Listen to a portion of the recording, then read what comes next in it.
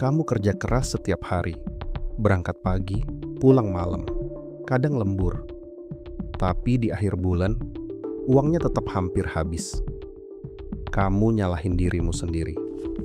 Mungkin aku yang boros, mungkin aku yang kurang hemat, mungkin aku yang salah atur keuangan. Tapi hari ini, kita akan lihat datanya. Dan data itu bicara keras. Ini bukan sepenuhnya salah kamu. Mari kita mulai dari fakta yang jarang dibahas. Pemerintah sudah menaikkan UMR atau yang kini disebut UMP sebesar 6,5% di tahun 2025. Keputusan ini diumumkan langsung oleh Presiden Prabowo di Istana Negara. Angka ini bahkan lebih tinggi dari usulan awal Menteri Ketenagakerjaan yang hanya 6%. Kelihatannya besar, tapi ada fakta lain yang perlu kamu tahu. Berdasarkan data BPS yang dirilis tahun 2025, rata-rata gaji bersih yang diterima pekerja Indonesia hanya sekitar 3,09 juta rupiah per bulan.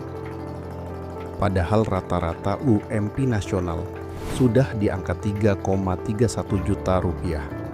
Artinya, rata-rata gaji yang diterima pekerja Indonesia bahkan masih di bawah UMP. Dan yang lebih mengejutkan, sekitar 53% karyawan Indonesia menerima gaji di bawah UMP. Lebih dari separuh pekerja di negeri ini digaji di bawah standar minimum. Ini bukan angka kecil. Ini tuh lebih dari 28 juta orang.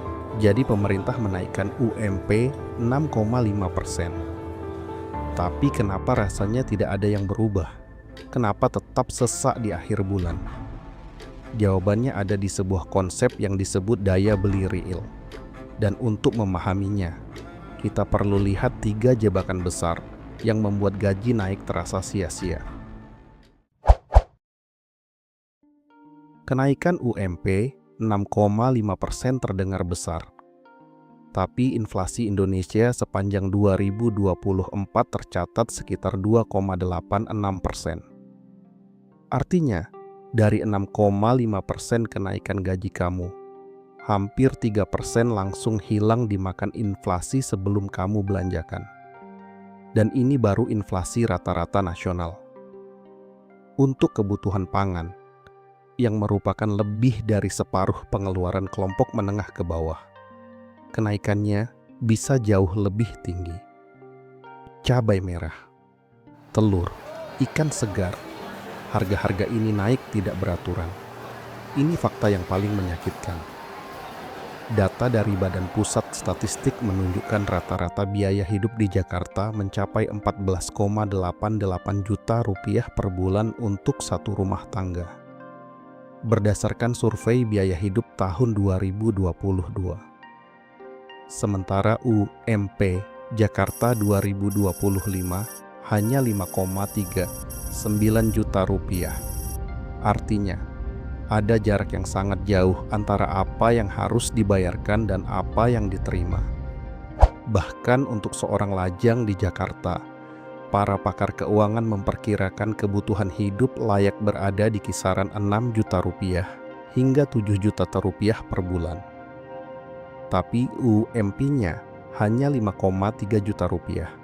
Selisihnya bisa 1 hingga 2 juta rupiah setiap bulannya. Dan inilah yang paling mengkhawatirkan dari semua data yang ada. Berdasarkan data BPS, jumlah kelas menengah Indonesia terus menyusut. Dari 57,33 juta jiwa di tahun 2019, turun menjadi 47,85 juta di tahun 2024. Dan di tahun 2025, angkanya kembali turun menjadi sekitar 46,7 juta jiwa.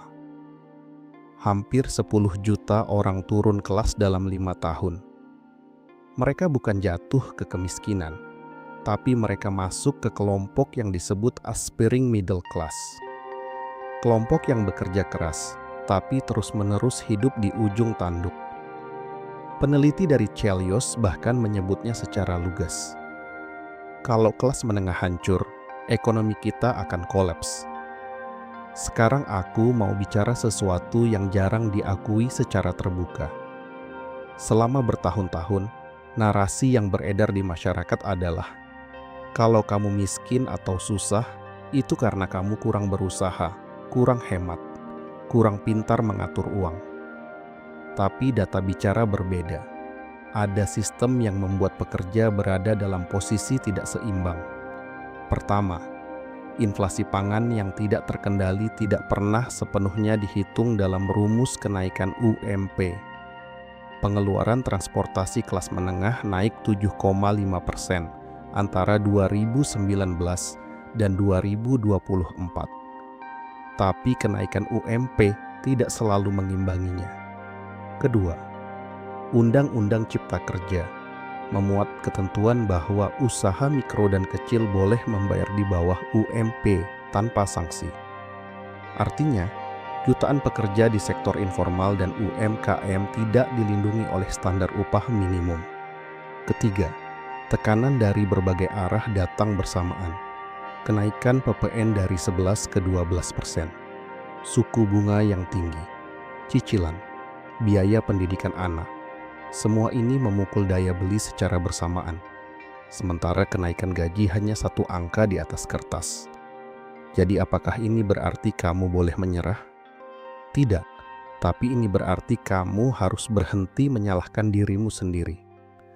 Karena sistem yang ada memang tidak sepenuhnya dirancang untuk membuatmu mudah naik kelas. Mengetahui ini bukan untuk membuat kamu putus asa, justru sebaliknya. Mengetahui musuh yang sesungguhnya adalah langkah pertama untuk melawannya dengan strategi yang tepat.